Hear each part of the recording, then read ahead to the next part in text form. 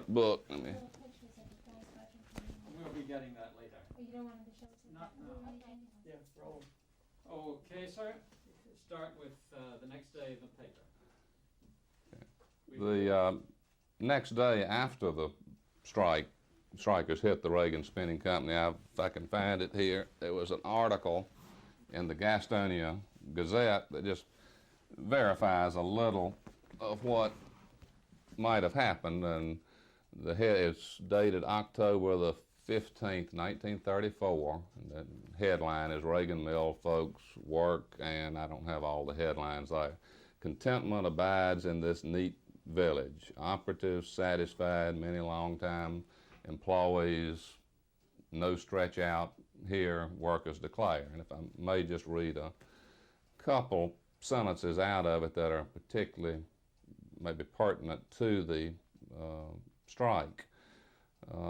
Not one of the Ragan employees joined the union, and all were at work on Labor Day and the following day when closed by a flying squadron of strikers from Shelby and Gastonia. On Friday of this week, the same crew was at work as before the strike, not one missing and not one new one. Then down a little further, it closes up saying Caldwell Ragan, manager and treasurer, is the eldest son of the president and has learned the mill business from the ground floor, getting his start at the Groves Mill in 1916 when he was a boy. He is one of Gaston County's able young executives, excellent businessman, and takes a keen interest in everything that will help the people who work for him.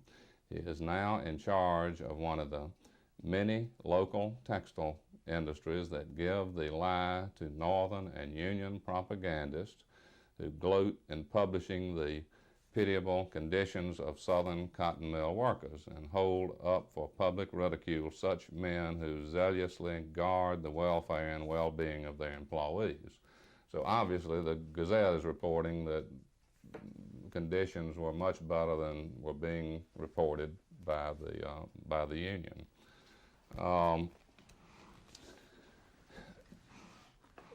The stories that I've heard from my father and others that on the day after this general strike in 1934,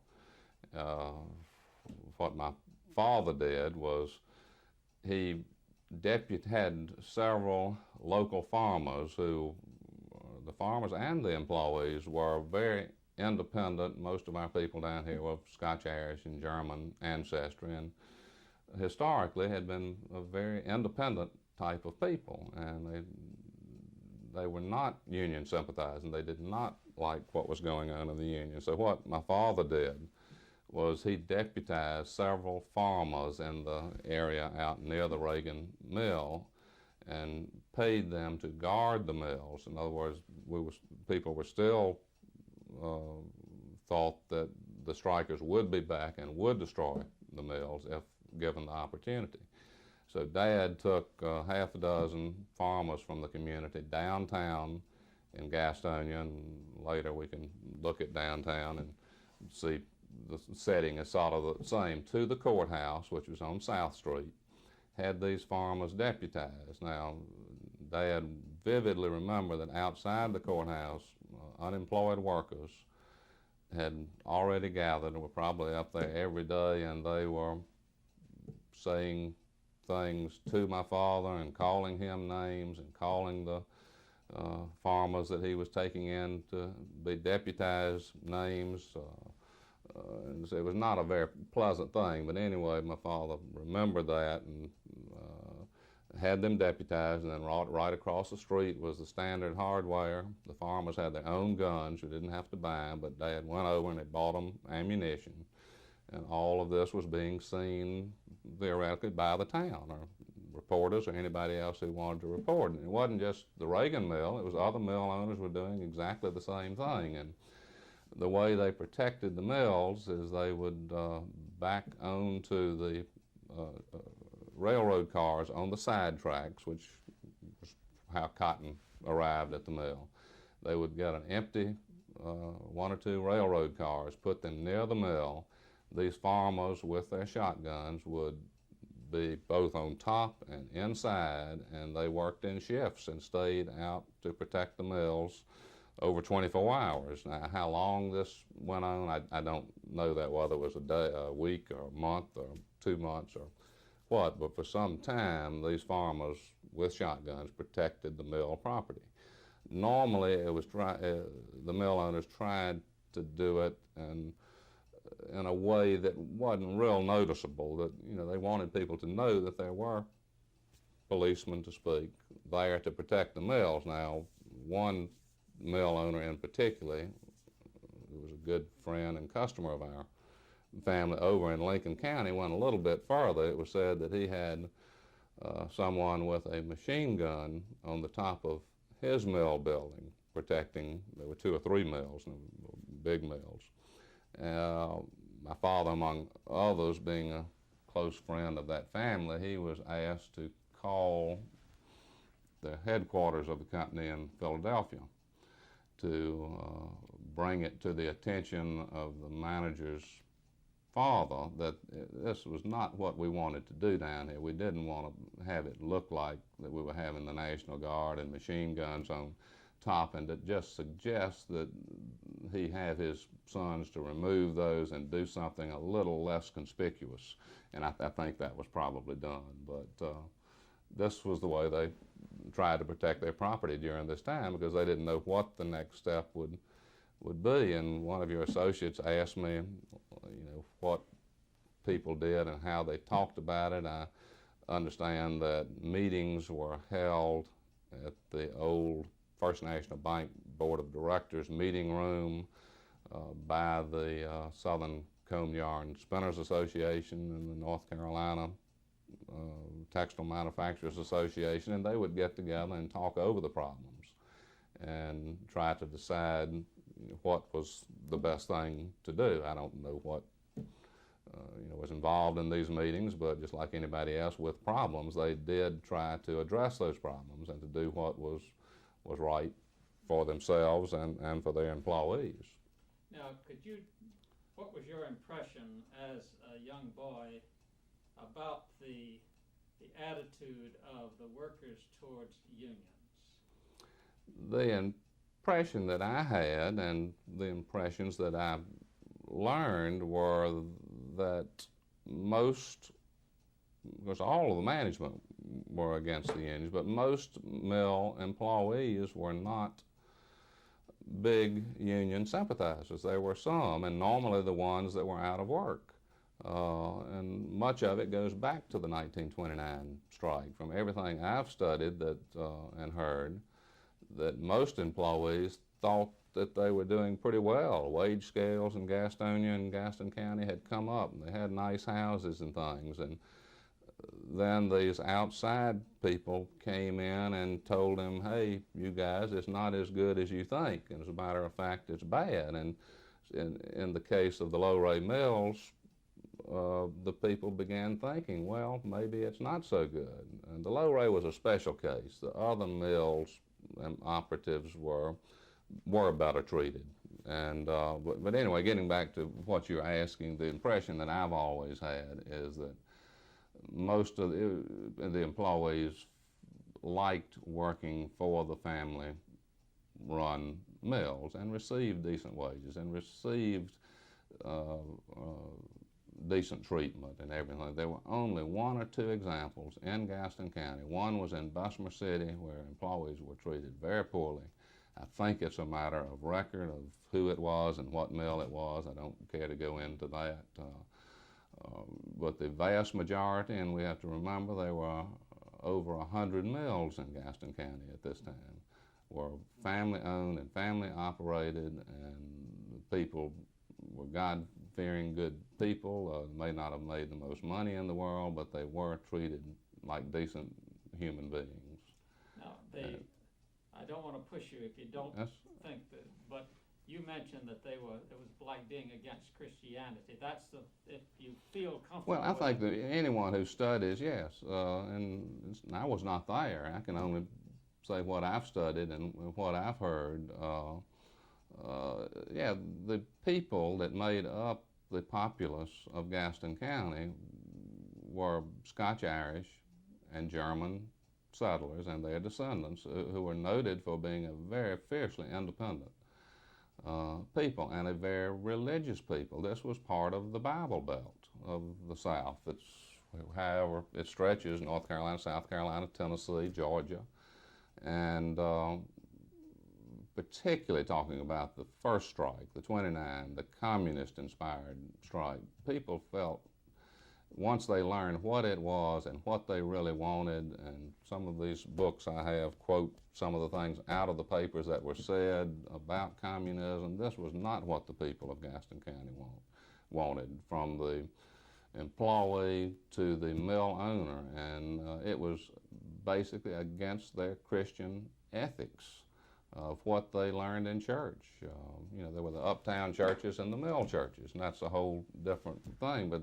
as far as communism, they believed the same thing, that communism was wrong, communism was against God and Christianity. So I think that was one of the things that came into it. And most people in this area were very religious type of people. And this was part of their heritage and their being. And communism had no place in that, and what communism taught. Now, did they, and of course cut out my question here, did they equate unions with communism? I think definitely. In the early days, and here again I'm going back to the 29 strike, I don't know that it was brought into the matter as much in the 1934 strike.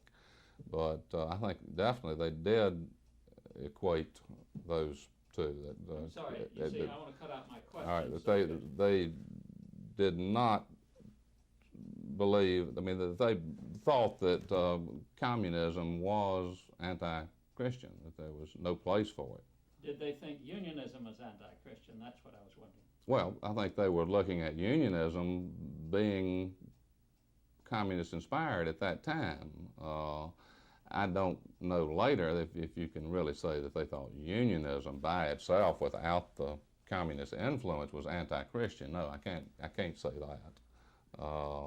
I think they did have a feeling that it took away from their God-given right of independence, that it somehow took something away from them, that or a decision that they were to make for themselves. Okay, now one other thing here. You know the book Mills, Hands, and Preachers? I know it well. I haven't read it in some time.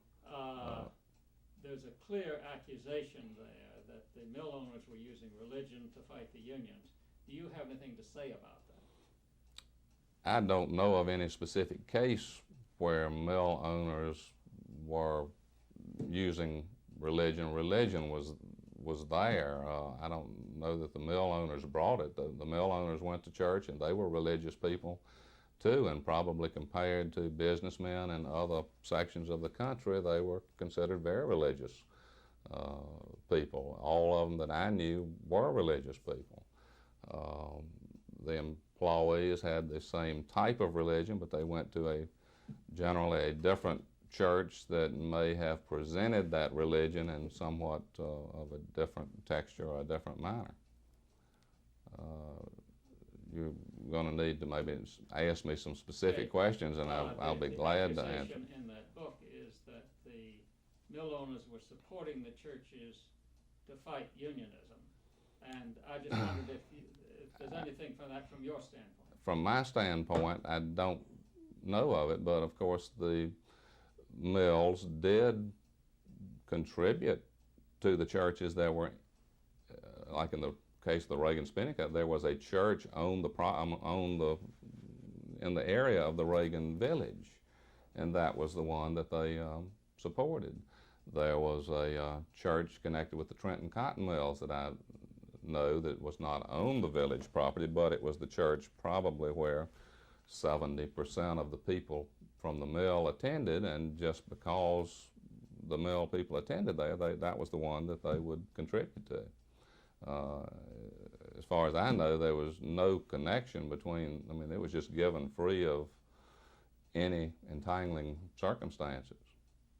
Yeah. But okay, that's because I wanted to That's get, an area I'm weak on, and I don't but I wanted to get know. a very clear statement from your standpoint, this wasn't done. I want to get a couple. Okay? Can you, when you were talking about these books, you were putting your hand on them. I just want to get a cutaway of you putting your hand on them.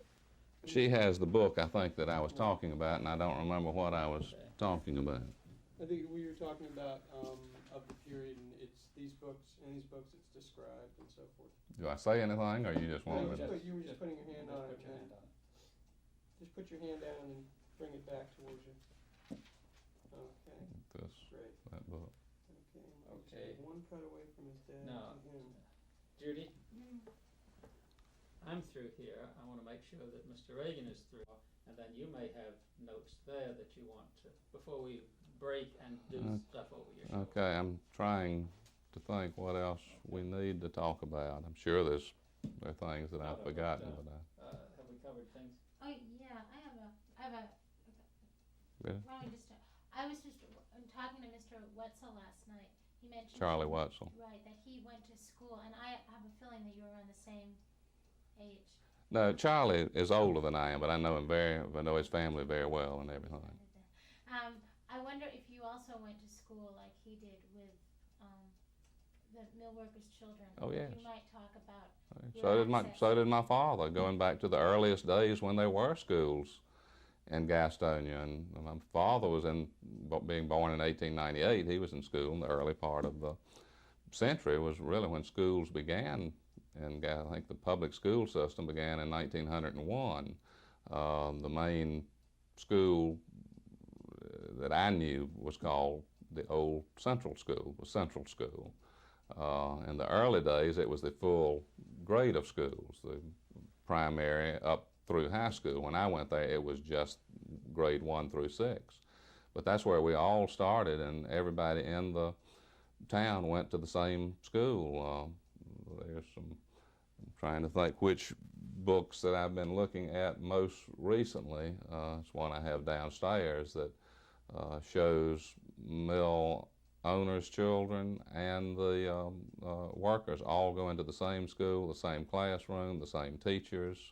You know, some people later on either went off to prep school or to college, but most all that I knew in the early grades, grade 1 through 6, probably grade 1 through 12, through the high school, went to the same school, and everybody was in the same classroom. Okay. We never thought anything particularly unusual about that. Anything else?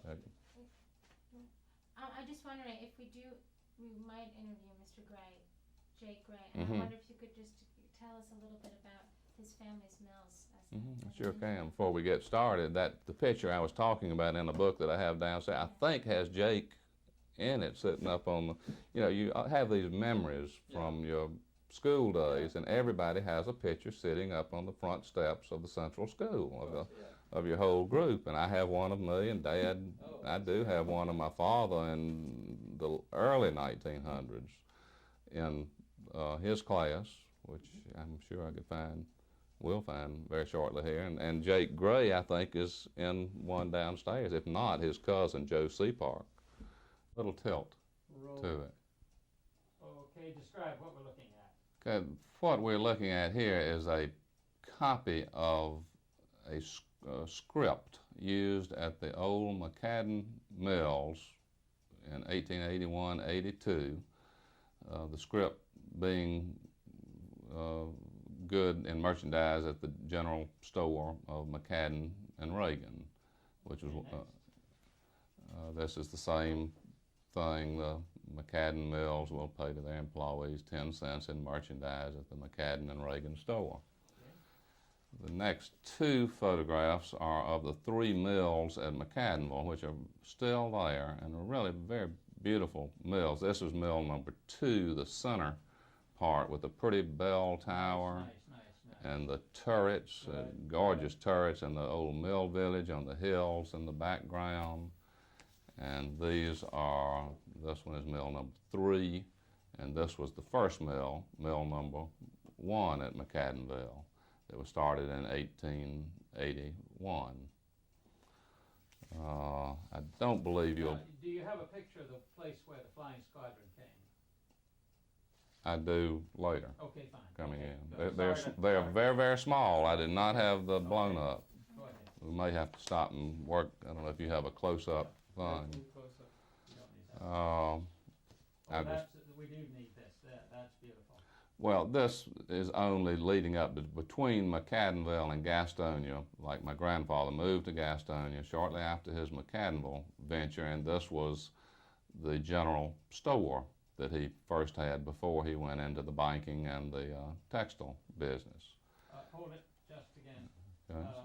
Hold it. Now, could you identify any of the people in it? Yeah, the people that are in this, but it is his old store, but the people that are in it now are the people that bought the store from him. Okay. So it's not his group, but this is Right. Captain J.D. Moore and some of his associates.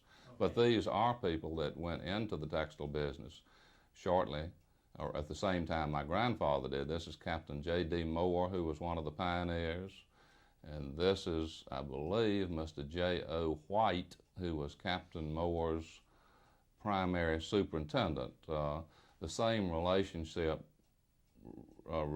between George Ragan and George Gray is the same relationship that there was between Captain Moore and Mr. White.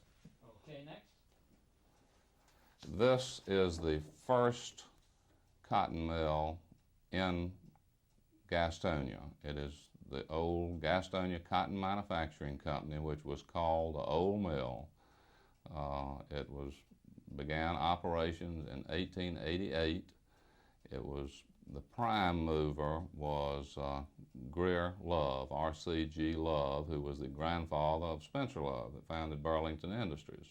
Okay, next. And also associated with the same mill was Captain Moore, George Gray, and George Ragan, who had parts in it also.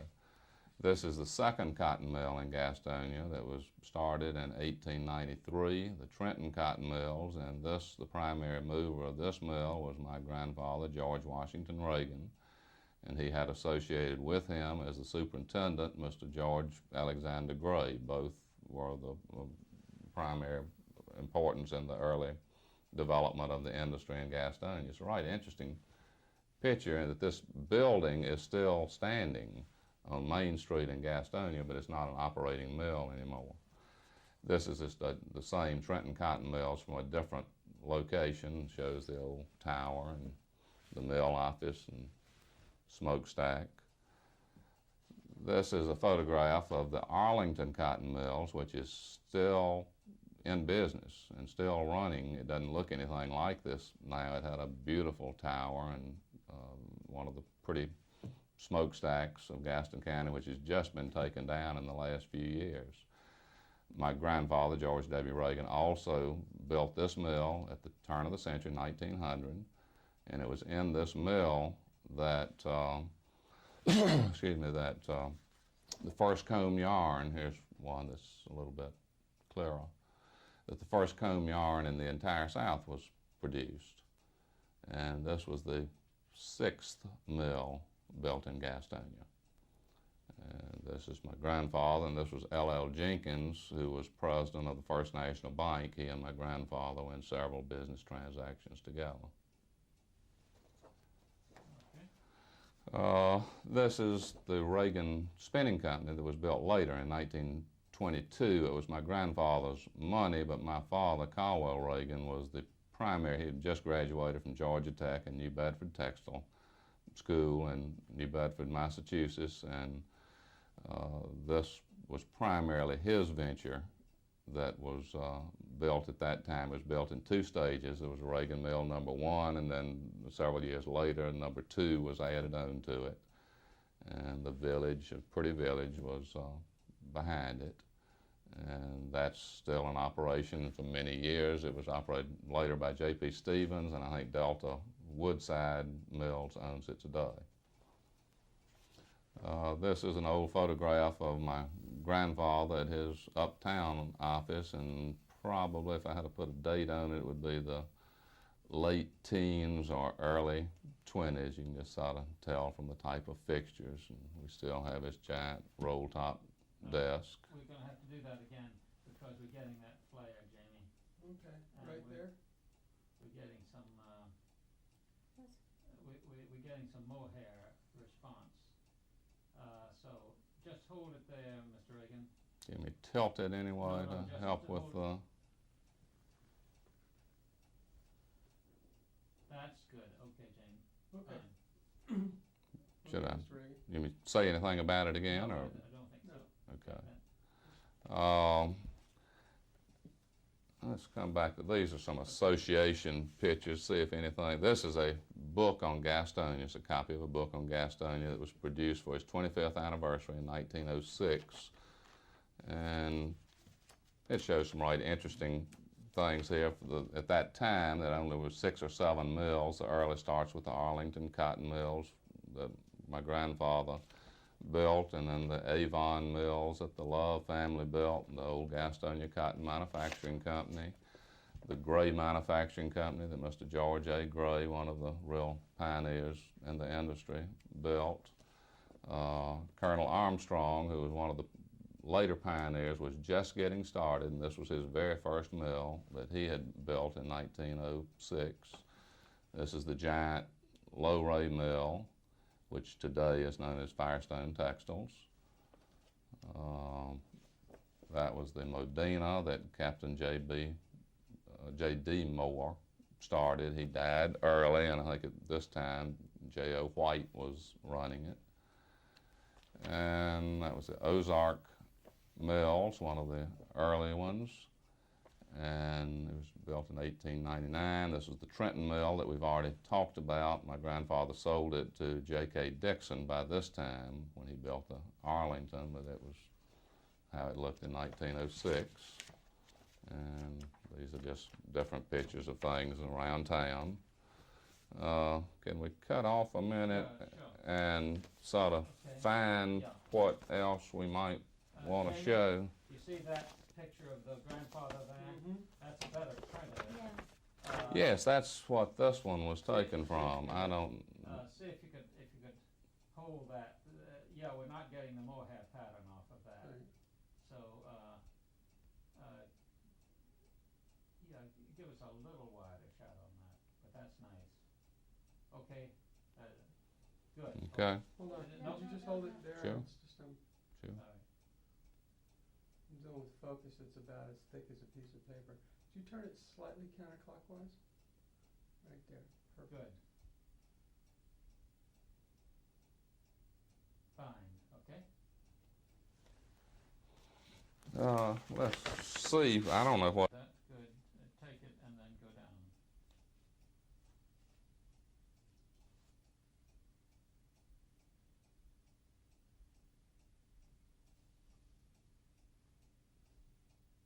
Mm-hmm. Good, okay? Okay. Get rid of. You see the double railroad tracks, and there's another mill back on the right-hand side, which is the Mutual. And the official name was really the Arlington Cotton Mills. It doesn't have it on here. It just says Arlington Mills. Good, okay? Okay, volume.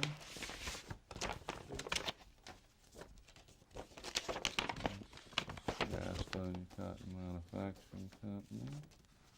Just see what these are. We need to change page for a second. We're getting some B-roll stuff here.